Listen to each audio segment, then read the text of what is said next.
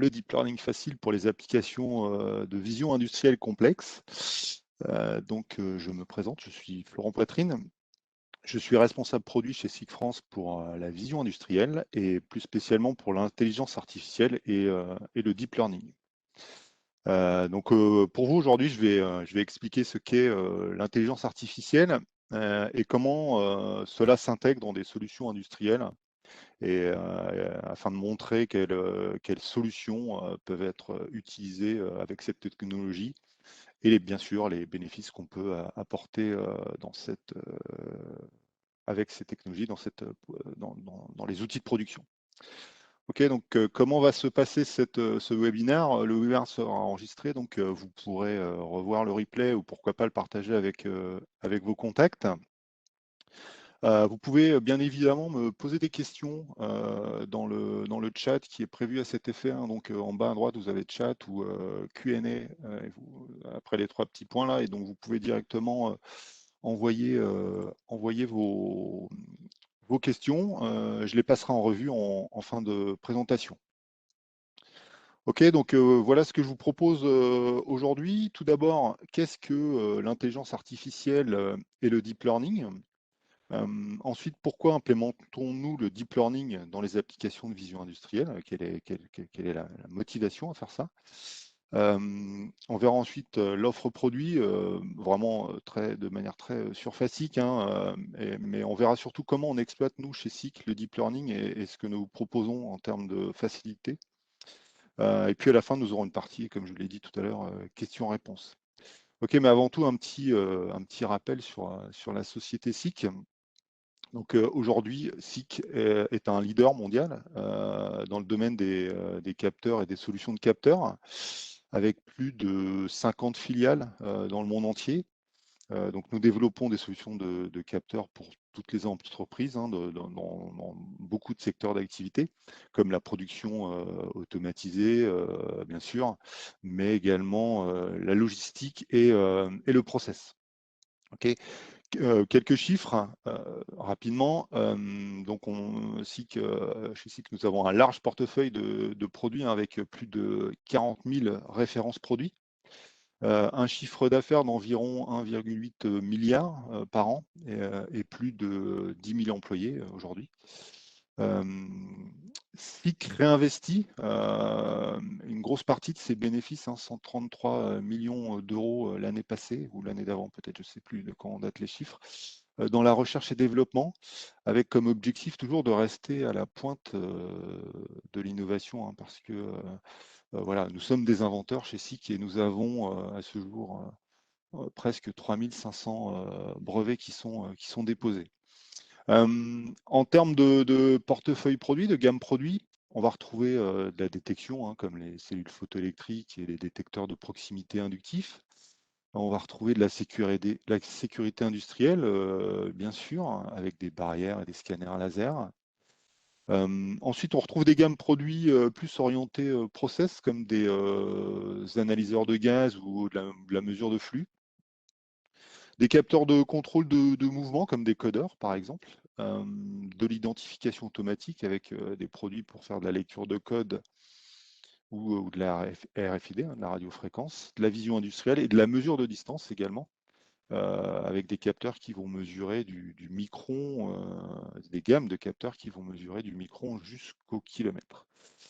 Ok, on couvre également l'ensemble de la pyramide d'automatisme, hein, du capteur ou des capteurs, hein, qui sont les sentinelles de l'industrie 4.0 jusqu'aux services digitaux, en passant par les passerelles intelligentes avec des technologies comme IO-Link ou OPC-UA. Okay.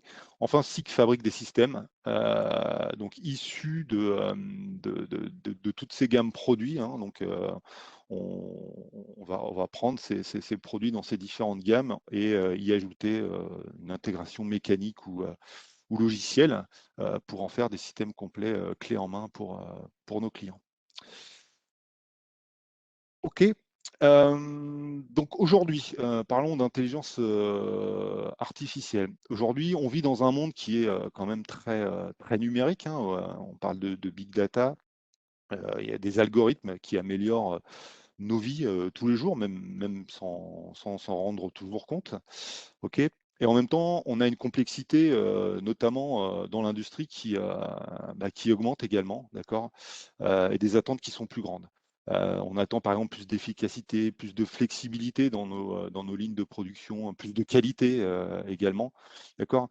Et donc chez SICK, on pense que l'intelligence artificielle et notamment le deep learning est une des clés qui peut nous permettre de relever ces défis d'aujourd'hui et de demain.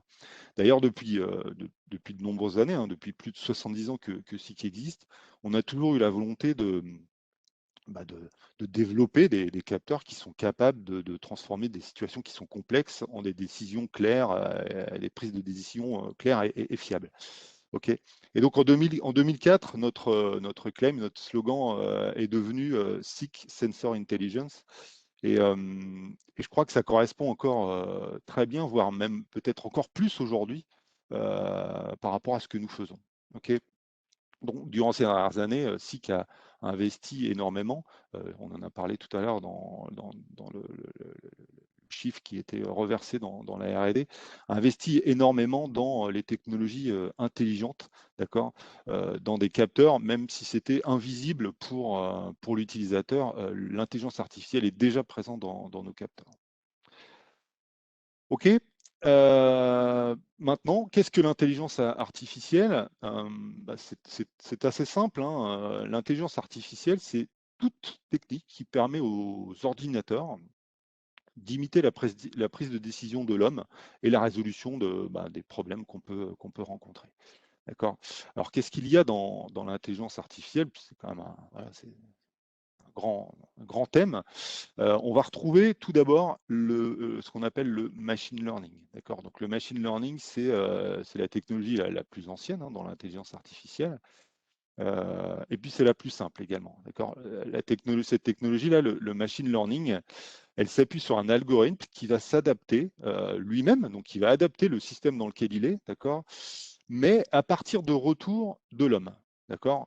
Par exemple, si ça va bien, les chatbots sur les sites internet vont vous poser des questions et en fonction de vos réponses, d'accord, vont adapter leurs propositions et vous poser d'autres questions. Donc, ils vont s'adapter au système en fonction de ce que vous leur donnez. Les plateformes de streaming, hein, de films ou de musique, par exemple, vont également vous proposer du contenu en fonction de ce que vous avez déjà regardé, donc en fonction de votre activité passée. D'accord.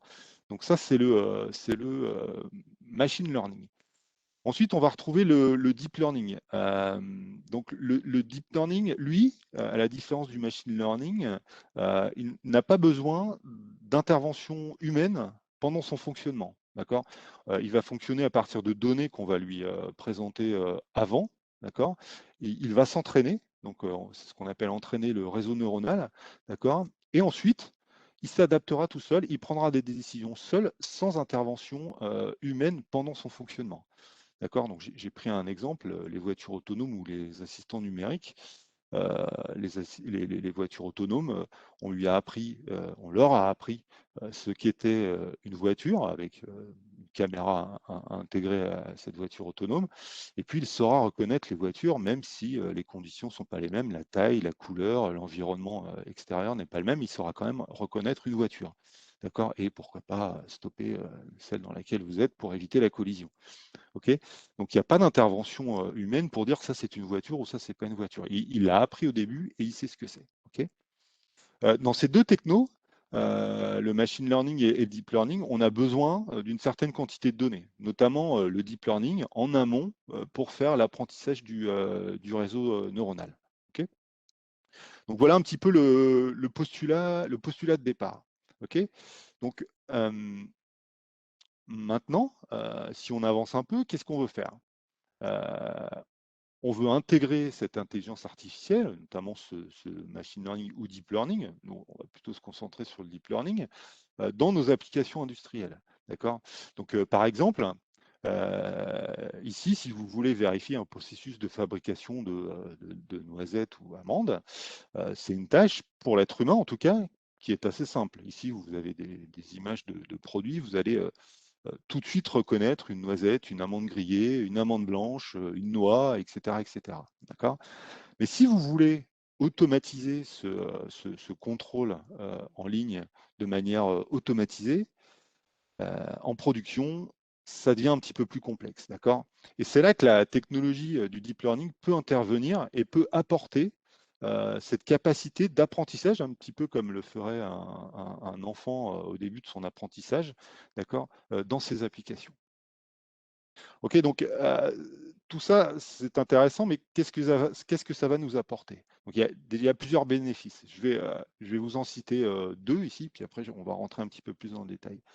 Le premier avantage, c'est que ça permet de résoudre des tâches, d'accord, qui sont complexes, voire difficiles, voire même impossibles à faire aujourd'hui avec de la vision industrielle classique parce que les algorithmes ne permettent pas de s'adapter correctement à la situation. D'accord. Donc ça, c'est le premier avantage, c'est de réaliser des applications qui n'étaient pas faisables aujourd'hui. Le deuxième avantage, c'est plutôt en termes de développement, d'accord, qui devient beaucoup plus simple, d'accord, parce qu'on n'est pas obligé de fournir des règles de fonctionnement ou des règles de distinction ou de différenciation, d'accord, mais on va fournir des exemples, d'accord. Je parlais de véhicules autonomes tout à l'heure, on va lui fournir des exemples de voitures et il va apprendre à ce que c'est qu'une voiture, d'accord. Un petit peu comme on le fait, encore une fois, dans l'enseignement. Mais du coup, sur ce sujet-là, je vais vous expliquer un peu plus en détail. OK, pour vous expliquer un peu plus dans le détail, j'ai choisi un exemple qui est très simple pardon, que vous pouvez trouver sur Internet. C'est comment faire la distinction entre des chats et des chiens.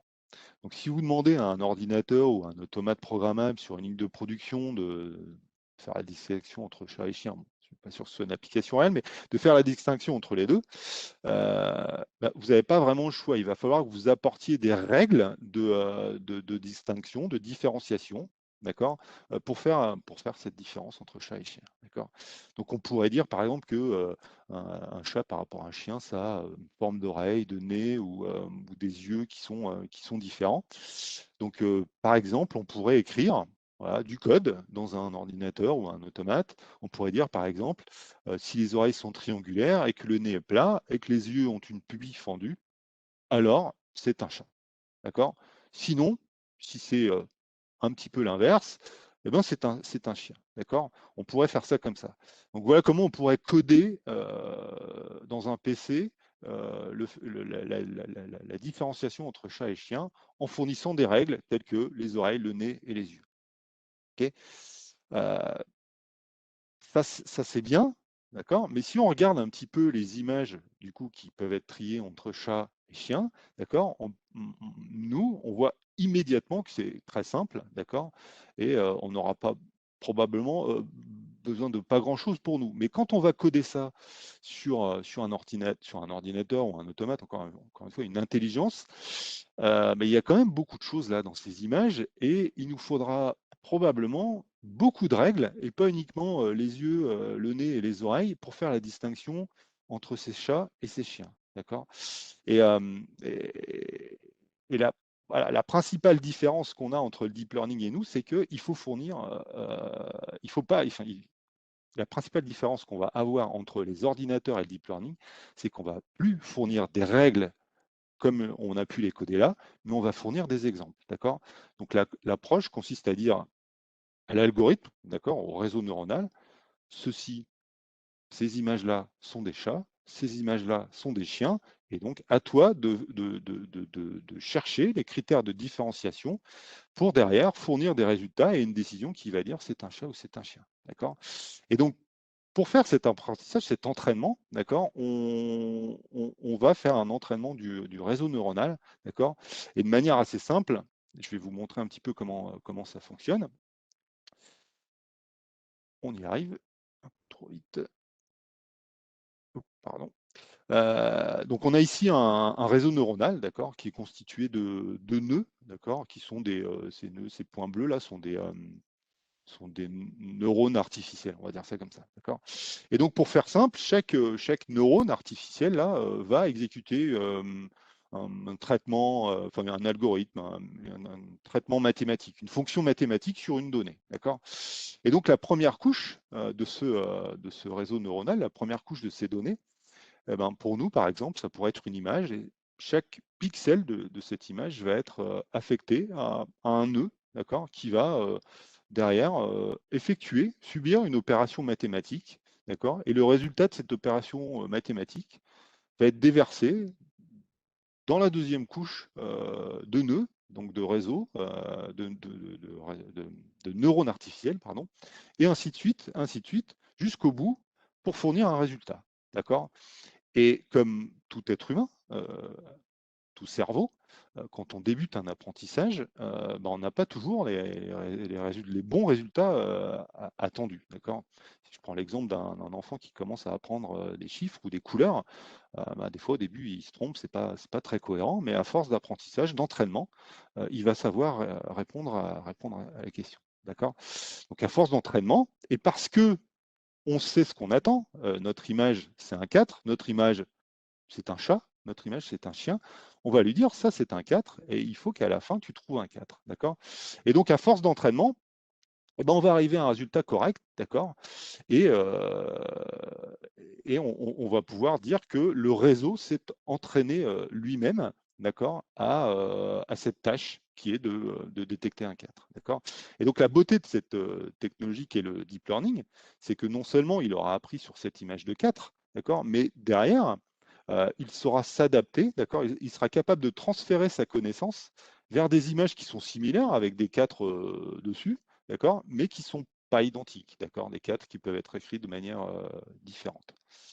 Ok, donc voilà un petit peu comment fonctionne l'entraînement d'un réseau neuronal. Donc si je reprends comment, mon exemple de chat et de chien, d'accord, ça paraît déjà un peu plus simple, d'accord, mais il faut faire attention parce que quand on utilise ces technologies, et quand on parle d'intelligence artificielle, on est encore assez loin du cerveau humain et de l'intelligence de l'homme. D'accord. Je ne sais pas si c'est heureusement ou malheureusement, mais voilà, je ne sais pas trop. Ok, donc quand on regarde ces images, c'est assez facile de dire ici c'est un chat, ici c'est un chien, d'accord. Mais si on montre ça à un réseau neuronal, qu'est-ce qu'il va pouvoir prendre comme caractère de différenciation, d'accord? Est-ce qu'il pourrait pas se dire, ben moi je vais pas prendre les oreilles comme le gars qui a codé ça dans son ordinateur, mais moi je m'aperçois que dans ces images, les chats ont des images d'arrière-plan, de fond d'images qui sont claires, et les chiens ont des arrière-plans qui sont foncés. D'accord. Donc c'est ce qui pourrait prendre comme critère de différenciation. Et on imagine bien que si d'autres images de chats arrivent, comme celle-ci, par exemple, si on ajoute d'autres classes, d'accord, bah, le système sera complètement piégé, puisque ce qu'il a pris comme critère de différenciation sur les chats ne sera plus vrai, et donc il saura plus faire la différence. D'accord.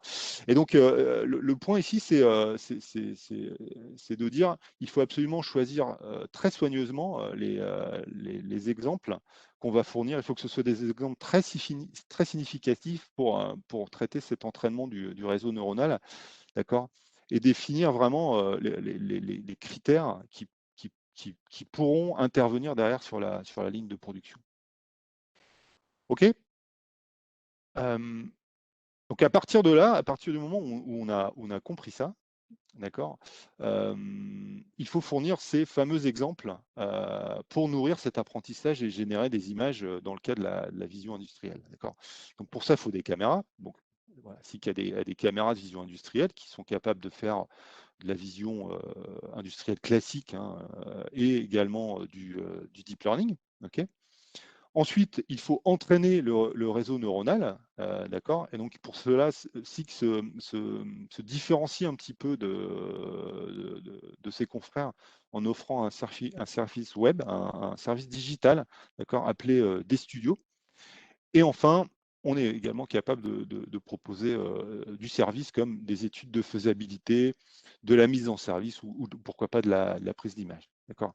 Et donc, je voudrais m'attarder sur l'entraînement du réseau neuronal avec des studios. Ok. Et vous expliquer quel est le processus pour déployer une solution de deep learning de manière assez simple. Ok, donc la première étape du processus de déploiement d'une solution deep learning, chez SICK en tout cas, ça va être de faire de la collecte d'images. Donc, la collecte de données, donc pour nous, forcément, c'est de l'image puisque c'est de la vision industrielle. Mais demain, ça pourra être sur d'autres produits comme des lidars, par exemple, ou des caméras temps de vol qui font de la distance, et donc, dans quel cas, ce ne sera pas forcément des images. D'accord, donc pour ça, on va paramétrer une caméra pour faire l'acquisition dans des conditions qui doivent être quand même très très proches des conditions finales en production. D'accord. Donc on va collecter ces images, un certain nombre, je dirais, plus il y en a, mieux c'est, mais bon, il n'y en a pas toujours besoin de beaucoup. D'accord. Et ensuite, on va trier ces images en classe. D'accord. Donc des chats, des chiens, des pommes, des fraises ou des pommes de bonne qualité ou de moins bonne qualité, etc. D'accord. Et donc, on va pouvoir faire autant de classes qu'on veut. D'accord. Dans la deuxième étape, on va télécharger ces images, d'accord, envoyer ces images dans notre service d'entraînement de réseau neuronal, ok, qui est en ligne, d'accord, pour réaliser ce fameux entraînement de réseau. Alors, l'intérêt d'avoir un système d'entraînement de réseau neuronal en ligne, c'est que ça évite à l'utilisateur, donc potentiellement à vous, d'être obligé d'avoir des ressources informatiques parce qu'il faut quand même de grandes puissances de traitement pour faire ces entraînements de réseau neuronal. Hein, ça prend quand même beaucoup de ressources. Et donc, le fait d'avoir un système d'entraînement en ligne permet d'éviter voilà, l'installation d'ordinateurs puissants in situ pour faire ça chez vous. Ok. Donc, nous, ça nous permet d'adapter la puissance en fonction de la demande instantanée sur des studios. Ok, donc ça c'était la deuxième chose, on va télécharger nos images et nos classes et puis on va entraîner le réseau neuronal. Et puis une fois que le réseau neuronal, j'y reviendrai après, hein, mais une fois que le réseau neuronal est entraîné, ben, il va nous fournir un modèle et puis ce modèle, on va l'intégrer, d'accord. Une fois qu'on est satisfait des résultats, bien sûr, on va l'intégrer pour le déployer dans une caméra qui sera capable derrière de prendre des décisions sur l'application et sur les classes qu'on a définies. Ok. Donc, ce que je voudrais maintenant, c'est vous montrer un petit peu comment fonctionnent des studios et quelles sont les fonctionnalités voilà, pour que vous ayez une vue claire de comment ça peut fonctionner. OK. Donc, pour ça, hop, ça doit être parti. Pour ça, j'ai enregistré une petite vidéo parce que ça prend un petit peu de temps. Donc, ici, à partir de la page d'accueil, là, ça devrait partir. Ah, je crois que le vidéo ne fonctionne pas. Ok, bon, je vais le faire sans vidéo. C'est pas grave. Donc, comment ça se passe? On aura 5 étapes, d'accord? Donc ça, c'est la page d'accueil hein, du site des studios. Donc, on va avoir 5 étapes. La première étape, c'est la création d'un dataset, d'accord, qui va s'appeler, je ne sais pas si je reprends l'exemple de mes noix, noisettes, amandes grillées, là, je vais créer voilà, un dataset et dedans, je vais mettre toutes mes classes, d'accord, d'images, d'accord, donc je vais télécharger toutes mes photos de la classe noisette, de la classe amande, la classe amande grillée, de la classe noix, d'accord. Et puis donc ça va prendre un certain temps puisque voilà, les images sont quand même assez conséquentes. Ok. Ensuite, on va créer un projet, d'accord, un projet d'apprentissage du réseau neuronal, d'accord. Et puis dans ce projet, on va sélectionner un type d'entraînement, d'accord. Donc les types d'entraînement qu'on va pouvoir réaliser, on va avoir le choix entre la rapidité et la performance, puisque après en production, si vous avez choisi performance, bah forcément le traitement deep learning dans la caméra sera un petit peu plus long. Donc c'est un choix voilà, à faire, une balance à faire entre rapidité et performance. Ok. Ensuite, on va commencer l'entraînement du réseau neuronal et donc vous allez pouvoir suivre l'entraînement de ces images dans des studios. Et puis, une fois qu'il aura terminé, mais vous verrez, vous allez pouvoir faire une évaluation de son entraînement. Et parce qu'on garde quelques images qui ne sont pas prises pour l'entraînement, pour faire l'évaluation. Et donc, il va prendre ces images et il va tester ce qu'il a appris sur ces images qu'il a gardées. Et puis, il va donner un résultat de cette évaluation. Et puis, comme ça, vous allez pouvoir voir en réel ce que ça a donné et si ça correspond à ce que vous attendiez par rapport à votre application. Voilà. Et puis, une fois que vous aurez tiens, c'est bizarre, ça fonctionne maintenant. Une fois que vous aurez terminé, vous allez pouvoir télécharger ce modèle issu de l'entraînement du réseau neuronal pour l'intégrer directement dans une caméra et partir en production. Ok, bon, je sais pas, j'ai un petit bug. Ok, pour des studios. Oh, pardon, je suis allé un peu vite. Une fois que vous allez télécharger ce modèle de réseau neuronal, vous allez pouvoir, comme je disais tout à l'heure, l'injecter dans une caméra. Et donc, on pourrait, par exemple, avoir une application comme ça. Donc, vous avez une caméra qui prend des images et puis vous allez directement dans l'application aller chercher le modèle du réseau neuronal que vous avez entraîné. D'accord. Et puis derrière, vous allez obtenir voilà, une prévision de si vous avez une noix, une noisette, une amande, d'accord, avec un pourcentage pas de conformité, mais de conformité, de pourcentage voilà, de choix. OK. Voilà. Et puis derrière, vous allez pouvoir envoyer ça, bien sûr, vous allez pouvoir envoyer ces informations vers un automate ou un PC. OK. Donc ça, c'est une application dédiée qui était faite pour une démo. Maintenant, qu'est-ce qu'on offre, nous, chez SICK, en termes d'applicatifs, hein, parce que l'entraînement du réseau neuronal, c'est bien, mais il faut pouvoir le mettre dans les caméras et l'utiliser. On voit ici, dans n'importe quelle caméra SICK, vous avez déjà un applicatif qui est fourni avec, qui est gratuit, qui s'appelle Intelligent Inspection, qui permet de faire du contrôle par vision industrielle classique, mais également d'intégrer, donc on le voit ici, d'intégrer un modèle d'entraînement de réseau neuronal pour faire du deep learning. D'accord. Donc ça, c'est directement installé dans la caméra quand vous la recevez. Donc par exemple, ici, c'est une application où on a utilisé de la vision industrielle standard qui s'appelle Object Locator, qui permet de faire du repositionnement de produits sur la ligne. D'accord. Et puis derrière, un modèle de réseau qu'on est venu appliquer ici pour faire je crois que c'était du contrôle de blindage notamment. Okay, donc l'Intelligence Inspection, c'est une application toute faite, l'interface est toute faite, vous avez juste à intégrer votre modèle d'entraînement et puis vous avez accès également à l'ensemble des outils de vision, de la vision industrielle 2D classique. Ok, donc ça c'est pour des applications de vision industrielle toutes faites, d'accord. Mais on a également, alors ça c'est pour les gens qui savent un petit peu plus développer, on a également un écosystème qui s'appelle SICK AppSpace qui permet également de créer sa propre application, d'accord? Et donc de ne pas utiliser celle que fournit SICK dans ses caméras, par exemple pour des besoins spécifiques, comme, je ne sais pas, avoir une interface dédiée pour vous ou vos clients, si c'est vous qui développez pour vos clients. Ok, donc j'ai un exemple juste derrière. Donc ici, c'est une application qui a été créée bien sûr via LabSpace pour faire de la détection d'anomalies en deep learning, d'accord, sur des corps étrangers, sur des matériaux en vrac. Donc on a pris des cornflakes ici et on peut poser des corps étrangers. Donc on a vu un plastique noir, mais on voit ici un plastique transparent. D'accord. Et donc ces éléments sont parfaitement reconnus. Donc ça, c'est la partie entraînement du deep learning qui fait ça. Mais dans cette application, on a développé une interface spécifique. On a découpé l'image également pour donner la position du défaut pour l'opérateur, par exemple.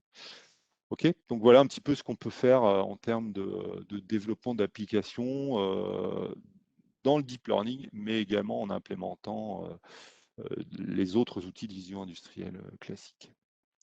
Ok.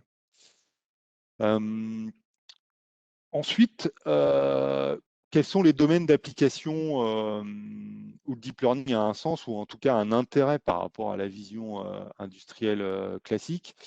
Bien sûr, il y a les lignes de production, hein, en haut à gauche, production d'assemblage classique et qui en font partie pour contrôler la qualité des produits en cours de fabrication.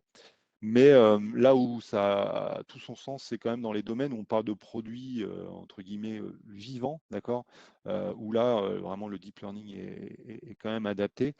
Dans le domaine du bois, par exemple, ou dans le domaine où on a des objets plus naturels. Donc ici, on a par exemple une application dans l'industrie du bois euh, où on voulait vérifier l'orientation du nœud du bois. C'est des choses qui sont importantes quand vous assemblez les planches pour en faire des poutres, par exemple. Et ça, je vous mets quand même au défi. Alors, bien sûr, vous pouvez chercher, encore une fois, avec les règles qu'on a évoquées tout à l'heure, les règles de distinction. Mais bon, il faut quand même, c'est quand même du développement de pointe. Ici, on va faire ça avec le deep learning, simplement en faisant, en nourrissant l'entraînement, le réseau neuronal d'images de planches qui sont vers le haut, vers le bas ou centrées, et lui le fera tout seul. Ok. Le troisième domaine, ça reste un domaine dans le process de fabrication. Mais dans les produits qui ne sont pas figés comme voilà, des produits mécaniques tout simples. Alors ici, j'ai mis un exemple, par exemple, d'application dans l'électronique où on fait du contrôle de joints de soudure. D'accord. Les joints de soudure sont quand même des choses qui sont très voilà, des choses très vivantes. D'accord. Donc ça, c'est une application, par exemple, qu'on a réalisée dans notre propre production, pardon, chez SICK, où on vient vérifier la qualité des soudures sur nos connecteurs ou sur nos composants électroniques. OK. Et bien sûr, en bas à droite, le dernier domaine possible voilà, dans nos têtes là aujourd'hui, et je pense que c'est là où il y a le plus d'opportunités, c'est le domaine de l'alimentation, du bien de consommation, d'accord, où les opportunités sont quand même très très larges. Voilà, avec cette technologie où ça permet voilà, de faire des choses qu'on n'arrivait jamais à faire parce que les produits sont vivants. J'ai pris l'exemple d'une démo que j'ai déjà faite sur des biscuits. Voilà, détecter les cassures sur des biscuits, c'est quand même très compliqué parce que la cassure est jamais la même, mais même le biscuit en lui-même, quand il n'est pas cassé, est pas toujours identique parce qu'il n'est pas cuit toujours de la même façon. Euh, voilà, quelques images prises comme ça sur une table. Alors bien sûr, ça n'a pas été déployé au niveau industriel, ce que j'ai testé, mais voilà, c'est très simple et ça fonctionne de manière voilà, très, très, très efficace. Ok, avant de terminer, je voudrais résumer quelques avantages qui peuvent amener cette approche deep learning en vision industrielle. Donc la première, bien sûr, ça va être la réalisation, je l'ai déjà dit au début, hein, d'applications difficiles, voire impossibles à réaliser jusque-là en vision industrielle, classique en tout cas, ou alors avec beaucoup de développement. Ensuite, on facilite le développement et l'approche deep learning facilite ça hein, en allant plutôt vers un apprentissage plutôt que vers voilà, des règles fixes voilà, qui sont complexes à définir. Ensuite, on va être capable de faire des contrôles qui sont automatisés dans un process de fabrication où les contrôles ne l'étaient pas, hein, où ça demandait l'intervention de l'homme, par exemple, pour de l'échantillonnage. Ensuite, mais j'en ai déjà parlé, on va pouvoir, en plus de ces fonctionnalités de deep learning, venir autour de tout ça amener des outils de vision industrielle classique, comme de la lecture de code, de la mesure, du positionnement, voilà, tout ce qui existe aujourd'hui en vision industrielle classique. OK. Et pour finir, le dernier avantage, ça va être voilà, de réaliser des applications qui sont très spécifiques, très différentes, avec le même matériel. Et sachez que par exemple, là, on parle de vision industrielle 2D, sachez que SICK implémentera dans ses caméras de vision 3D, donc essentiellement par triangulation, cette technologie Deep Learning. Donc je parlais de triangulation, mais c'est aussi dans les caméras temps de vol, dans les semaines, dans les mois à venir, dans ces caméras 3D. Donc il y aura une implémentation du Deep Learning. Dans la vision 2D, là, c'est déjà fait. La vision 3D demain, mais probablement dans beaucoup de nos capteurs intelligents dans les mois et les années à venir. Voilà. Je voulais aussi vous donner l'information qu'il y a une page sur l'intelligence artificielle qui existe sur notre site web, hein, donc complètement dédiée, où vous allez retrouver des vidéos, livres blancs, vous allez retrouver des exemples d'applications un peu plus larges que ce que j'ai pu donner tout à l'heure. Bien sûr, la gamme qui est éligible au deep learning. Voilà, donc je peux vous mettre, si vous voulez, je ne sais pas si c'est disponible dans le chat. Enfin voilà, sinon vous tapez sic.com/AI comme Artificial Intelligence et vous tomberez directement sur la page. Ok, voilà, j'en ai fini avec la présentation. Je vais regarder maintenant si vous avez des questions. N'hésitez pas à poser vos questions. Je vois qu'il y a quelques questions ici. Alors, je vais vous les lire en même temps. Quand j'envoie mes images dans le Cloud SICK, est-ce que mes données sont sécurisées? Oui, les données sont sécurisées. Alors, il y a, il y a différents points, je pense, à mentionner. Je ne suis pas un spécialiste de la sécurité informatique, mais sachez que pour accéder à des studios, il vous faut nom, enfin un utilisateur SICK qui s'appelle le SICK ID. Donc il faut être inscrit et ce SICK ID est validé par SICK, d'accord. On a également une sécurité informatique qui fait des tests, je crois, par une société externe de manière assez régulière. Et puis, il me semble que les données persistantes, par exemple, comme les images que vous allez envoyer, sont cryptées dans le cloud, donc dans le système des studios, notamment qui stockent les images que vous allez pouvoir envoyer. Donc oui, c'est sécurisé. Et même SICK n'a pas accès à vos données que vous allez pouvoir envoyer, comme les images et les résultats des entraînements de réseau neuronal que vous. Non, tout ça, c'est réglementé et c'est sécurisé. Je vois une autre question. Si je veux quand même utiliser le service d'entraînement, mais en local et pas dans le cloud, est-ce que je peux? Alors aujourd'hui, non, mais demain, oui. Puisque d'ici quelques semaines, des studios, alors que vous n'avez pas bien vu, parce que j'ai eu un petit problème sur ma vidéo, mais vous pouvez aller voir un desstudios.sic.com, vous verrez à quoi ça ressemble. Dans quelques semaines, des studios sera disponible sur PC, donc vous pourrez l'installer en local. C'est quelque chose qui était prévu. On voulait déjà fournir une version qui était dans le cloud, qui était qui était accessible et qui ne nécessitait pas de ressources informatiques. Et puis dans quelques jours, là maintenant, quelques semaines peut-être, on aura une version des studios installable sur un PC pour que vous puissiez faire vos entraînements de réseau neuronal en local. Et du coup, ça répondra également à la première question qui était la sécurisation des données puisqu'elles seront chez vous et donc sécurisées chez vous. Ok, je vois une dernière question. Quelle quantité d'images me faut-il dans chaque classe pour faire l'apprentissage? C'est une bonne question.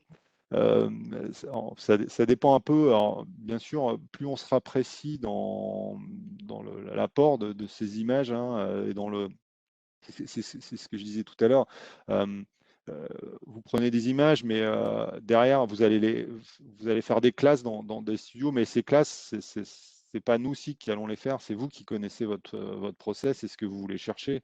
Est-ce que vous voulez chercher des pommes qui sont, je sais pas, bonnes et des pommes qui sont juste mauvaises? Vous voulez des pommes bonnes, des pommes avec un petit défaut, un grand défaut, un plus grand défaut, tel défaut, etc., etc. Donc ça, c'est des classes, c'est vous qui allez définir les classes. Et donc, en termes de quantité d'images, ben, ça dépend jusqu'où on veut aller.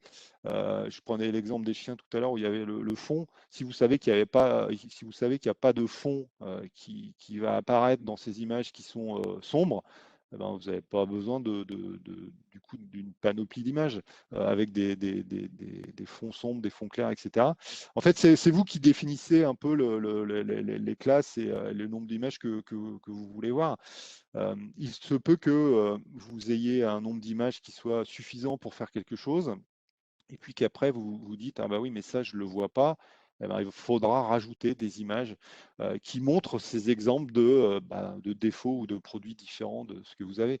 Euh, pour l'application des noisettes, là, qui est une démo qu'on peut faire, j'ai une centaine d'images par classe. Donc pour mes 5 classes, c'est à peu près 500 images.